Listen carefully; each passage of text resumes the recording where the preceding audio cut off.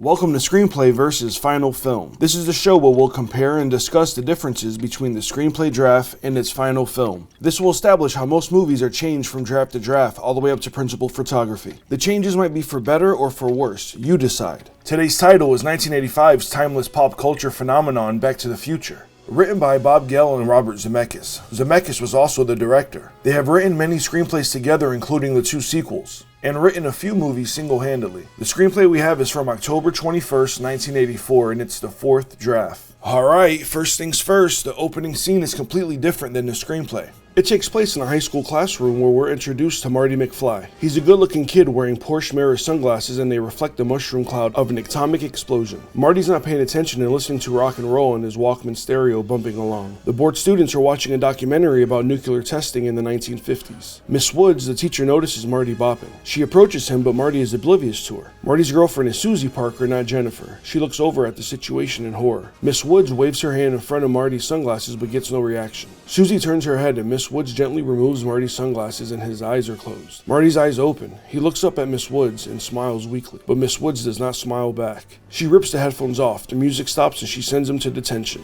aka Mr. Strickland's office. The scene opens up with Mr. Strickland's elderly hands placing Marty's Walkman in a woodworking vise mounted on the corner of a desk. Marty is uneasy as Strickland, this old-looking man that could be 60 years old or 160, gazes at him and gives the vise a hard, mean winch. The Walkman crunches. It sounds like bones breaking and Marty cringes. Strickland smiles sadistically and hands it back to him. Strickland begins to lecture Marty about his tardiness and attitude and sentences him to 2 weeks of detention. Marty's upset that he's going to miss his audition for the school dance, and Strickland adds, "Too bad, McFly. I guess this isn't your day." Marty is sick. No!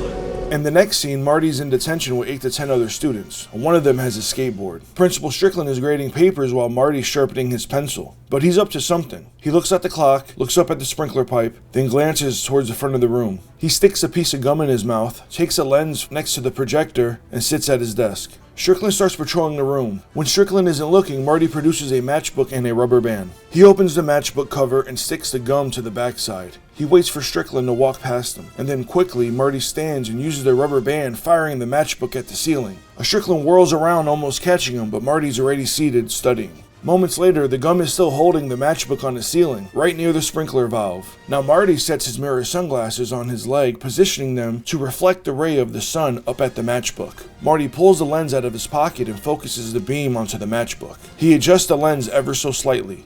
There, perfect. A hot white pinpoint of light is focused on the matchbook. Mr. Strickland returns to grading papers while Marty continues holding the lens as steady as he can, watching obnoxiously for results. Above there is a faint trace of smoke on the matchbook. Eventually, Strickland gets up and starts pulling down the window shades. He pulls a few down. As the suspense rises, Strickland steps out of the window that Marty's using for light, and then the matchbook ignites. Marty shouts, "Fire!" Immediately, the fire alarms and the sprinklers go off. Marty takes the skateboard from the student named Wheeze, and he escapes, hurrying to his audition, which all happens in the novelization. That was a good time-taking scenario and quick thinking on Marty's part to grab the skateboard, and who knew the gum would stick so well? As Marty's riding his skateboard down the town square, the clock tower is frozen at 10:02, not 10:04.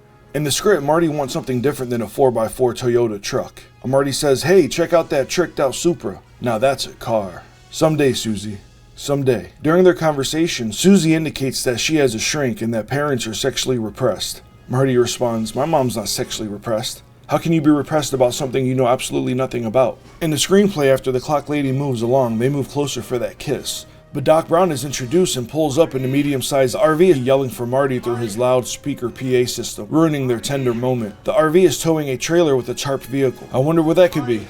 Jennifer and Marty enter. Doc's described as an old hippie with shoulder-length white hair, Hawaiian shirt, faded jeans, and an Indian turquoise around his neck, and lively, almost wild eyes. Einstein is in the RV, along with a bunch of clocks that are, of course, dead sync, AV equipment, a monitor tuned to MTV, a huge mess, and a lead canister with purple radiation symbols on it. His RV is a lot like the garage in the movie. They must have had traded the RV for the garage, as well as the '84 GMC van he keeps the DeLorean in at the mall. Doc reminds Marty about tonight's experiment and wants him to be at the mall at 1 a.m. When Marty asks what are they doing at 1 a.m., Doc doesn't want to spoil it. Marty says, "You're not planning on breaking into another power plant or something? That was kind of risky." And Doc responds, "That's the point, Marty. Risk. Risk makes life worth living. What would you rather do? Sleep?" Doc checks one of his 4 watches on his arm. "It's almost time. Quiet." Susie gives Marty a bewildered look, but Marty knows what's about to happen. It's exactly 4 o'clock and all the clocks chime at once. Dings, dongs, electric tones, cuckoo birds. Doc loves it. He drinks it up like a proud father saying, "I love that." Marty and Susie step out of the RV. Susie's not really approving of Doc like Jennifer is in the final film. It's like Doc's Yeah, always I saying. know. If you put your mind to it, you can accomplish anything. Which is a line they never use in the screenplay. Marty tells Susie that Doc's alright, and tells her how they first met. In the screenplay, Marty first meets Doc when he shows up at his door and asks him to clean his garage. He paid him $50 a week with beer, White beer? and access to his record collection. I'm glad they didn't use this. If Marty's dialogue was kept in, it would just be a spiel of exposition. Show, not tell. I've always thought that keeping how they met ambiguous was a smart move. Plus, most people already know back in 2011, co-writer-producer Bob Gale canonized the story by saying, "Okay, from the horse's mouth." Yes, I'm the horse-er. Co-writer, co-creator. We never explained it in the movie, but the history of the characters that Bob Zemeckis and I created is this. For years, Marty was told that Doc Brown was dangerous, a crackpot, a lunatic. So being a red-blooded American teenage boy, age 13 or 14, he decided to find out just why this guy was so dangerous. Marty snuck into Doc's lab, and he was fascinated by all the cool stuff that was there. When Doc found him there, he was delighted to find that Marty thought he was cool and accepted him for what he was. Both of them were black sheep in their respective environments. Doc gave Marty a part-time job to help with experiments, tend to the lab, tend to the dog, etc. And that's the origin of their relationship. And if you want more details about that story, Bob Gale and IDW Comics got together and released Back to the Future, Untold Tales and Alternate Timelines. The very first story is called When Marty Met Emmett. It goes into all the juicy details. The first issue came out on Back to the Future Day, On Wednesday, October 21st, 2015. Before we officially knew how they met. It never really mattered. At least to me it didn't. I felt that most people just accepted their friendship. And maybe all the theories are right in their own way. In their own alternate timeline. Like maybe in the original 1985 A timeline, Doc did come to Marty's house asking to clean his garage. But in the new timeline where Marty has a 4x4 and his family is cool, 1985 B, Marty does sneak into Doc's lab. Because with the 1955 Doc knowing what he knows about his future, that would amplify his behavior, which would get the attention of a red-blooded American teenage boy, thereby having Marty sneak into his lab, and now that's how they meet. Okay, back at it. In the same conversation with Susie, Marty mentions that Doc was one of the world's greatest nuclear physicists. Actually, I'm a student of all sciences.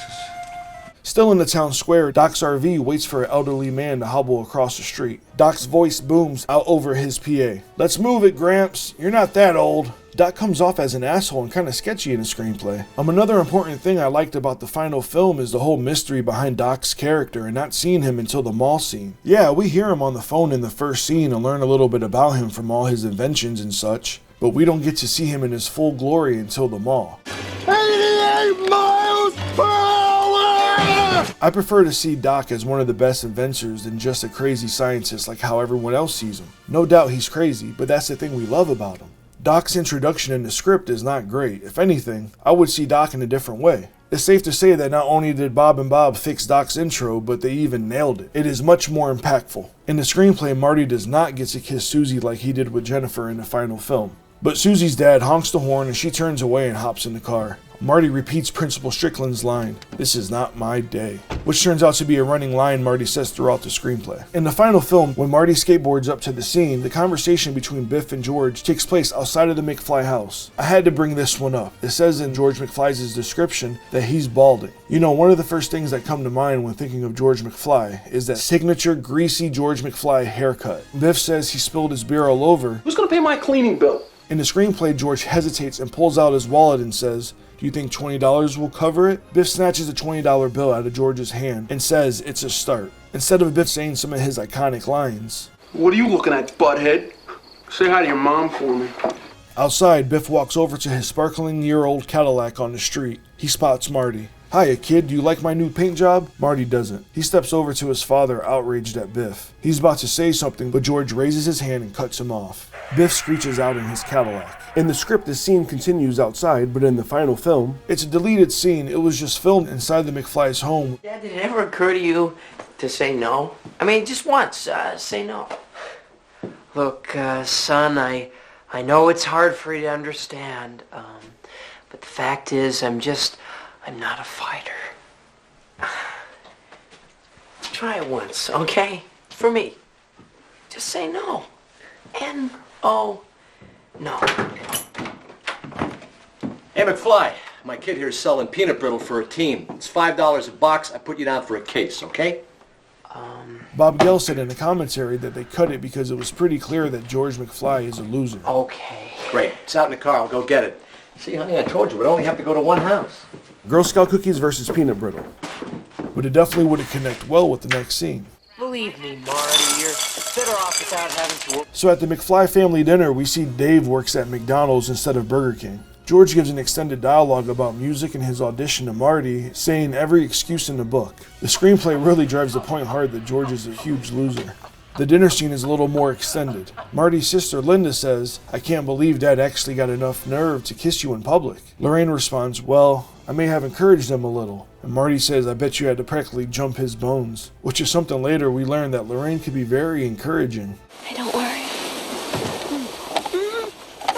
Inside Marty's bedroom, the walls are covered with posters of rock stars and cars, particularly Toyota Supras. In the final film, from what we can see, Marty has a sports poster and pictures of a motorcycle and girls. Marty sits at his desk with a submission form that has a R&G Records letterhead, an envelope, and the cassette tape Susie Parker gave him. There's also a picture of Susie there. He signs the form and puts it in the envelope along with the cassette tape. He's about to seal it, then he hesitates. He ponders a moment. He stares at the envelope. It's addressed to R&G Records' New Talent Division. He sighs, shakes his head, pulls out the tape, and chucks the envelope and application into the trash can. I guess they didn't use this scene because they didn't want to drive that point that Marty's on his way to being like George. Le who?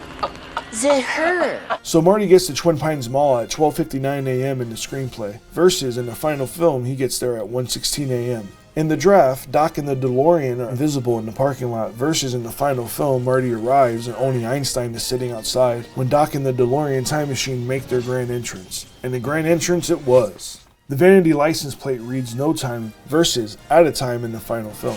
When Einstein arrives, they compare watches again, and Einstein reads 1:02 10 seconds. Doc reads 1:03 10 seconds versus Einstein's clock is exactly 1 minute behind mine. and we can see the watches are synced as the minutes increase. Here's a red letter date in the history of science. The screenplay is March 19th, 1955 versus November 5th, 1955. in the draft, the flux capacitor is called TFC, Temporal Field Capacitor. When Doc is talking and thinking about the whole story and how he invented time travel, in the screenplay he says, "Well, I was trying to," he stops short, thinking better of it. Well, it's not important. What's important that it works. It's taken me over 30 years to fulfill the vision of that night, versus him saying the story that he slipped off the toilet. I wonder if it will be the same story. I guess we'll see. When Marty arrives in 1955 at the Peabody farm, everything is pretty consistent, besides Miss Peabody fainting. But the scene extends in the screenplay. After Marty escapes and runs over one of his pine trees, Peabody says, extremely upset, "Now I only got one!" He looks up and sees Ma running out of the barn. She's dazed, rubbing her head. He asks, "Ma, are you alright?" Sherman runs over, terrified, with a rolled up something in his hand. "Pa, no! Don't go near her! She's a zombie! She's got no more free will! The spaceman took her brain!" "What the hell are you talking about, boy?" Sherman says, "Read this, it's all right here." And this is when Sherman shows his weird science comic book. Peabody looks at it and glances over at his wife with trepidation. That's pretty funny. Maybe they cut that extended part because there is no payoff with the Peabody family, except for, of course, the Twin Pines Mall becoming the Lone Pine Mall. But there was a newspaper prop made that was supposed to be in the final film. Marty drives into his partial neighborhood in front of his house-to-be. He turns on the radio and finds out that the president is Eisenhower. Marty looks at the DeLorean, then looks at the garage door to his house-to-be. Marty says, "Why not?" He tries to open his garage door. It's locked. He reaches into his pocket and pulls out his keys. He tries one in the garage lock. It works. Marty smiles and opens the garage door. This scene also appears in the novelization. The DeLorean backs into the garage. Marty is about to turn off the car when he hears a radio DJ from the car radio, and now one of the top records of the week. Marty turns up the volume. He wants to hear this. Papa Loves Mambo by Barry Como starts playing, which is the same song they played in Back to the Future 2 when Marty was catching a ride in Biff's back seat. Papa loves mambo. Papa loves mambo. Mama loves mambo. Mama loves mambo. Marty can't believe what he's hearing. He shakes his head and says, "This is not a good year." After Lou gives Marty the coffee, Marty asks for a sweet and low. Lou responds with, "Sweet and what?" When Marty goes to pay for the coffee, he breaks out a $20 bill. Lou's eyes nearly fall out of his head. He's suddenly suspicious. "Say, what's a kid your age doing with a $20 bill anyway?" Marty gulps and pulls a nickel out of his pocket and takes the 20 back. Lou gives him a look and then walks away. When Biff and his gang come in bullying George McFly, Biff calls Marty a dipshit versus... What are you looking at, butthead? When they leave, Marty and George's interaction is a little different in the screenplay. Marty, still in disbelief, turns to George and says, "I don't believe it." You're George McFly. George says, "Uh-huh." Marty starts to ramble and says, "Your birthday is August 18th, your mother's name is Sylvia?" And for those who are familiar with the Telltale Back to the Future game, you get to see his mother, Sylvia. George answers, "Uh-huh, who are you?" Marty says, "I'm a relative of yours, a very distant relative." And then Goldie pops up. When Marty wakes up from his sleep, he tells Lorraine that he dreamt that the music was awful, there was no rock, the cars were ugly, and his neighborhood hadn't been built yet. I've never seen purple underwear before, Calvin. Red underwear versus the purple ones he wears in the final film. Lorraine's father, Sam, fiddles with the rabbit ears and brings in a rather muddy image of a cigarette commercial. On the TV, the surgeon steps out of the operating room, lights up a cigarette, and does a testimonial. He says, "After facing tensions of doing 3 lung operations in a row, I like to relax by lighting up a Sir Randolph. I know its fine tobacco taste will soothe my nerves and improve my circulation."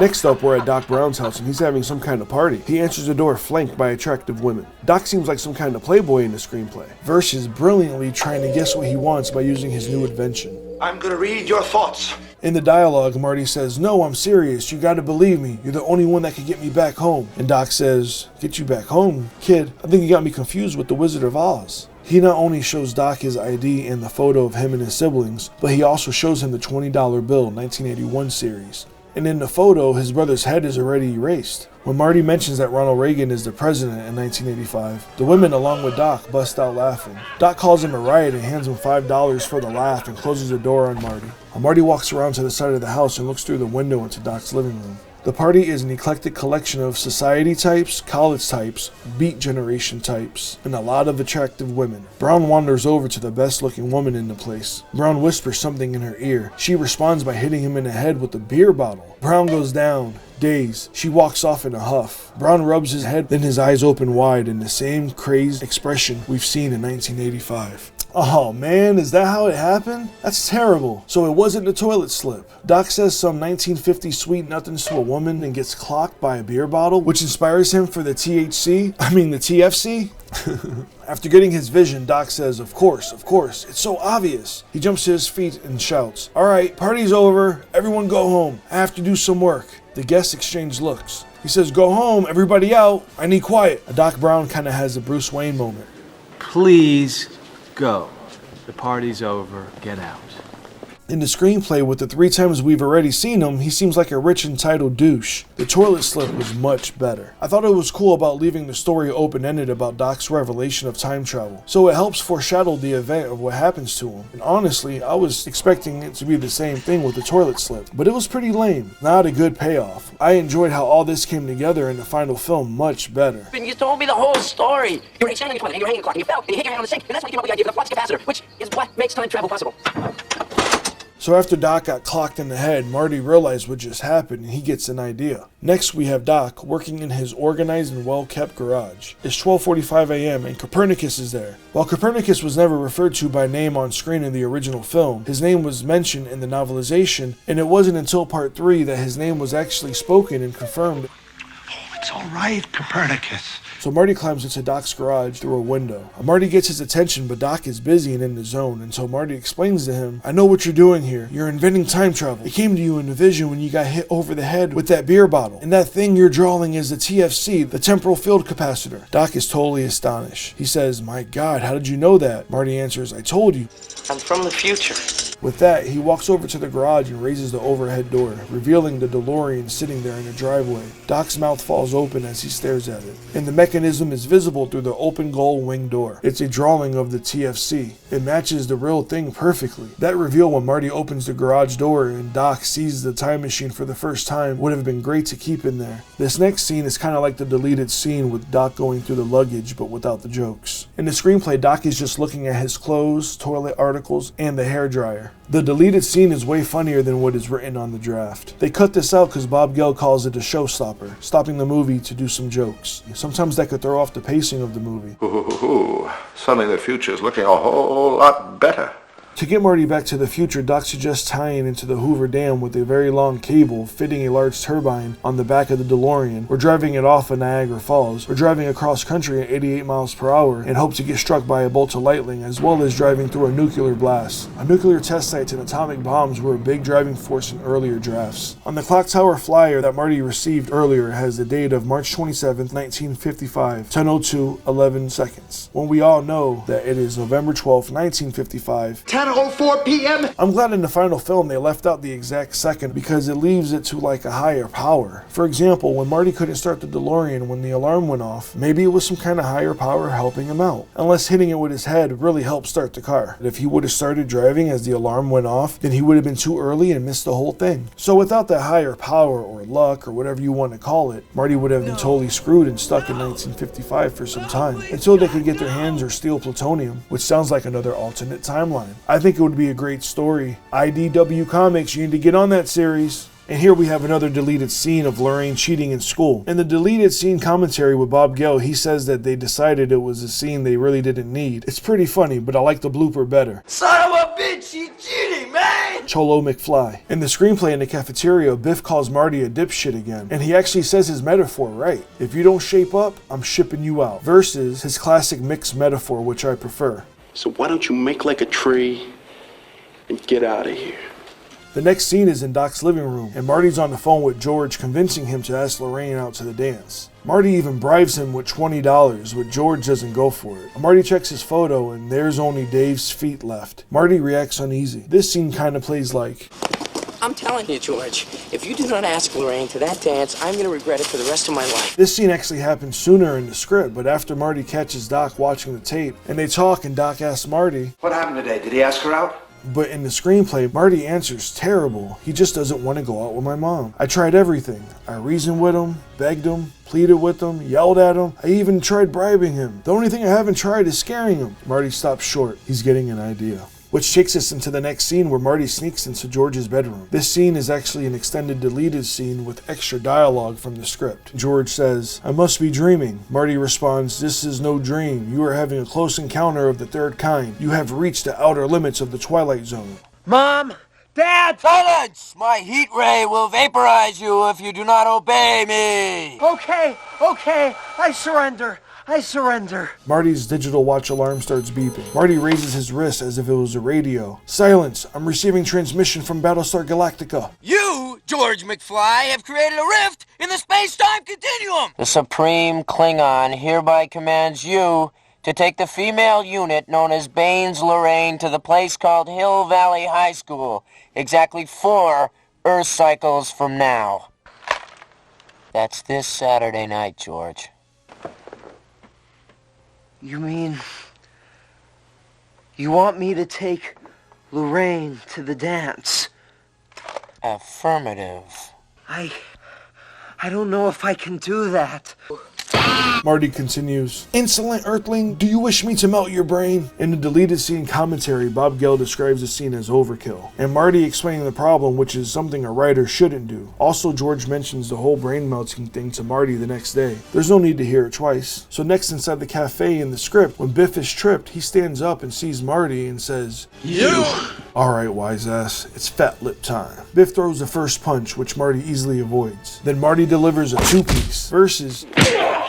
While giving chase, Marty leaves the town square and quickly rides down an incredible steep hill, and at the bottom is a railroad crossing with a train coming. Marty accelerates and he coasts off. Biff drives like hell after Marty and he's closing in fast. Then Marty drops into a crouch, cuts his wind resistance, and speeds away. At the railroad crossing, the warning bells start ringing and the gate begins to lower. Marty reacts with fear. A diesel freight is approaching. The gate drops all the way down. Biff speeds up to stay on Marty's tail. Marty has no choice. He vaults over the crossing gate and lands back on his skateboard, crossing the track from just inches from the barreling diesel. Biff slams on his brakes. The wheels lock up and the rubber screech across the pavement. But nevertheless, he crashes through the crossing gate, coming to a stop right at the edge of the tracks. The diesel engine runs over his front bumper. Marty continues on with a euphoric yell as the train roars behind him, completely cutting off Biff's pursuits. On the other side of the track, Biff is pissed and says the same line. I'm gonna get that son of a bitch. I guess they replaced the train for the manure truck. I think I love both, but they would have to think on how to recreate it for the sequels, like they did for the manure. Biff will probably get hit by a train again in Back to the Future 2 and in Part 3. Buford will probably get hit by a train while on his horse. The train sequence would have been cool to see, even though in the final film they kept it in the town square with the manure truck, which is another iconic part of the whole series. So instead of Lorraine coming over to Doc's house stalking Marty, Marty comes gliding down the street on his skateboard in the town square looking for George. He hops off and sticks his head in the cafe. Time has passed, things are quiet at the cafe, and Lorraine pops up and says, "You know you're the first person who's ever given Biff a taste of his own medicine." Marty shrugs it off like it's no big deal. And here's when she asks him to the dance. But Marty says, well, funny you should bring that up, because you know who really wants to take you, and I think you'll hit it off with him, is George McFly. Lorraine answers, "Yeah, he asked me, but I turned him down." "You did what?" Marty says. "George just isn't my type. He's sort of cute and all, but he's such a, well, you know, a chicken." The whole thing with Lorraine calling George a chicken would have tied in perfectly with the sequels. Lorraine asks, "What do you think about Saturday?" Marty responds, "Oh, well, yeah, sure, okay. It'll be great. You and me on a date." After that awkward conversation between Lorraine and Marty, the script cuts to Doc's garage. Doc is shocked to hear what Marty just told him. "Well, what do you mean you said yes?" Doc said. "I had to. At least I'll know she'll be there. Now all I gotta do is figure out a way to make her end up with George." Doc says, "You're not gonna have much time, kid. You gotta make everything happen by 9:30, 9:45 the latest." After the model experiment, Marty looks at his photo again and Dave is entirely gone. And now Linda's head is beginning to go. The next scene is when Marty and George are in the backyard with the laundry. Marty adds in, "That's where we gotta convince her that you're not a chicken so she'll realize that." Versus, That's why we gotta show her that you, George McFly, are a fighter. so in the screenplay, Marty tells George to punch him in his gut. George eventually gives Marty a few weak punches to the gut. Then Marty leaves and he practices his punches on the big laundry bag, and each punch is harder and harder until he punches the tree, which is painful. He's really angry now and socks the bag with his left and knocks it clear off the tree. George is astonished. We get a little bit of foreshadowing of what he eventually does to Biff. What was written in the screenplay was very good, and I wish they kept that in the final film leading up to George's arc. I like seeing that fire in George. In earlier drafts, George was supposed to be a prize fighter boxer and not a novelist. Southpaw George the Frightener McFly. So this scene with Doc and a police officer is also a deleted scene. When the officer asks for a permit, Doc takes out his wallet and gives the cop a $50 bill. Pays him off. In the commentary, Bob Gell says they didn't want to slow down the pacing of the movie with some jokes, so they cut it. When Marty gets into Doc's Packard, he pulls out the photo again. Marty is the only one in the picture now, as if Dave and Linda never existed. Marty stares at it, and then he puts it back in his pocket. He is uneasy and scared. You look a little pale. Are you okay? Marty answers Doc sarcastically. "Oh sure, I feel great. Why shouldn't I? I'm going on a hot date with my mother." At the Enchantment Under the Sea dance in the screenplay, the band is Marvin Berry and the Midnighters. Versus, in the final film, Marvin Berry and the Starlighters. Good change, Bob and Bob. When Lorraine and Marty are in the car, she tells Marty that she swiped the booze from her old man's liquor cabinet. Versus, I swiped it from the old lady's liquor cabinet. when Marty sees her lighting up the cigarette, he reacts the same, and she says, "Now Marty, you're not going to tell me that smoking is unhealthy. Everyone knows that it calms your nerves and is good for your circulation." Marty says, "It'll give you cancer." Lorraine says, You're beginning to sound just like my mother. When I have kids, I'm gonna let them do anything they want. Anything at all. Yeah, I'd like to have that in writing. The comment goes right past Lorraine. Lorraine says, "So what are your parents like? Are they as square as mine?" Marty answers, "Lorraine, lately I've come to the conclusion that I don't know anything about them." In the final film, in this scene, they brilliantly cut it down, but in Back to the Future 2, we get to see some of that dialogue play out. Yeah, I'd like to have that in writing. Yeah, me too. That's just a little taste of the brilliance of this film and its sequels. So next we have that deleted scene with George getting stuck in a phone booth. Pretty much what happens in the script happens in the deleted scene. And the commentary, Bob Gell says, "We didn't need it. No one will be worried why it took so long for George to come out of the car. And when I was younger, I just assumed George was late because he was always working through his cold feet." When Marty is playing the guitar with Marvin Berry and the Midnighters, he got the photo attached to the back of his guitar with chewing gum. Please give Marty McFly some tape. He uses gum like MacGyver in this script. And after their first kiss, George says, "You know I'm going to write all this in a story and send it in for publication." She says, "I thought you only wrote science fiction." He answers, "It is science fiction." Really glad they left this out because we see it later when they show the book. Marty tells the band, "Follow me, fellas, let's rock and roll." Versus, All right, guys, listen, this is the blues riff and B. Watch me for the changes and try and keep up, okay? In the screenplay during the performance, he imitates moves from Elvis, Mick Jagger, and Michael Jackson. Bob Gale said those musicians were referred only as a guide. Michael J. Fox chose to emulate some of his own guitar heroes like Eddie Van Halen, Pete Townsend, Jimi Hendrix, and Angus Young. And Brad Jeffries helped him get the moves right for each one. In the screenplay, Marty gets too crazy and stops performing, but then continues with the band. They do one more chorus and wrap it up, and all the students go berserk with applause. Versus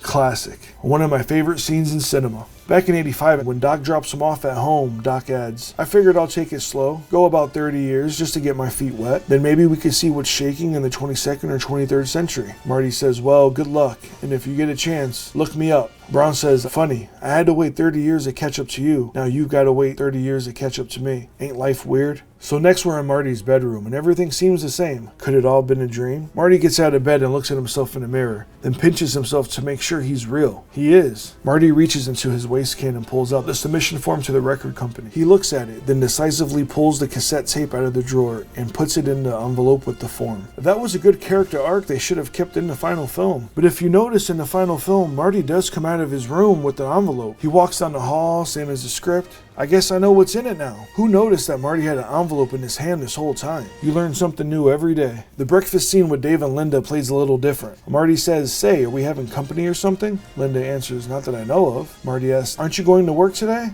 Dave answers, "Sure, I always work on Saturdays." "Then what's with the fancy suit?" Dave's confused and doesn't understand Marty. "Marty, are you alright?" "Yeah." "Are you guys alright?" Dave answers, "Sure, never better. Here, let me take that for you. I'll mail it from the office." Dave takes Marty's envelope. It's the McFly's new and improved love story. And George says, "Although if it wasn't for him, your mother and I would have never met." Linda says, "Yeah, Dad, you told us the story a million times. You beat him up when he was bothering Mom, and that's how you two fell in love." Lorraine chimes in, "It was much more than that. Your father literally came to my rescue. It was so romantic." Linda rolls her eyes and says, "Cornball City." Marty nods with complete understanding. George calls into the kitchen. "Bertha, how about bringing Marty his French toast?" A uniformed maid enters with a tray and sets a lovely plate of French toast in front of Marty. Marty is too dumbfounded to speak. "Well, Bertha, you don't have to put up with that tiny kitchen much longer." Bertha asks, "When will the new house be ready, sir?" George says, "Just as soon as they finish painting the tennis courts and retiling the swimming pool. It'll be sad to leave this place, though. So many memories of you kids and my days as a struggling writer." So a maid and a new house? Sounds like the McFlys have really made it big in this timeline. When Marty McFly is outside, he opens the garage. He sees the tricked out black Supra with a personalized license plate that says Marty 1 versus his Toyota 4x4 truck. When Doc travels back from the future, his clothes are particularly bizarre, a weird mixture of past and future. A cowboy hat, a strange variation on a Roman tunic, a cape, and striped plastic pants. A hot mess. And the last thing is that Mr. Fusion is known as the Westinghouse Fusion Energizer. Mr. Fusion has a much better ring to it. There's no such thing as the perfect movie, but this one comes pretty damn close. It's funny that in earlier drafts, the time machine is supposed to be an old refrigerator. Hill Valley did not exist. They only described it as a small Midwestern town. Doc Brown went by Professor Brown and he had a monkey named Shemp. Back to the Future is just one of those movies that has inspired me in so many ways. How has Back to the Future inspired you? Leave a comment below, I really want to know. Well, that's all for today's episode. Go ahead and click the like button and share it if you like it, and subscribe. And don't forget to check out the Patreon page. A little bit goes a long way. And let me know in the comments what other screenplays I should do. More screenplay versus final film coming soon. Stay tuned.